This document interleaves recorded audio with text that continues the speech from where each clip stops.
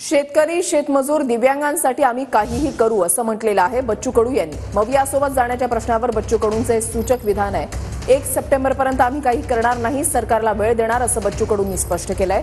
तर बच्चू कडू महाराष्ट्रामधले महत्त्वाचे नेते असल्याचं सुप्रिया सुळेंनी म्हटलंय। महाराष्ट्रासाठी सगळ्या चांगल्या नेत्यांनी एकत्र यावं असं आवाहन देखील सुप्रिया सुळे यांनी केलेलं आहे। बच्चू कडू यांनी आज सकाळी शरद पवार यांची भेट घेतली। तुम्हाला ऑफर दिली तर तुम्ही त्याच्यावर विचार कराल का? बिलकुल नाही। 1 सप्टेंबर पर्यंत आम्ही काही करणार नाही, वेळ देणार आहे सरकारला। त्या संदर्भात मुद्द्याच्या संदर्भात आघाडीचं काय मत आहे, पवार साहेबांचं काय मत आहे ते जाणून घेऊ। चर्चा 1 सप्टेंबर नंतर महायुतीसोबत नीट व्यवस्थित झाली नाही तर तुम्ही महाविकास आघाडीमध्ये जाणार का? मुद्द्यासाठी काही करू, शेतकरी, शेतमजूर, दिव्यांगासाठी काही करू, काही करू, काही करू। शरद पवार आश्वासक वाटतात। वेळ पडली तर तुम्ही महाविकास आघाडी सुद्धा सोबत जाताल?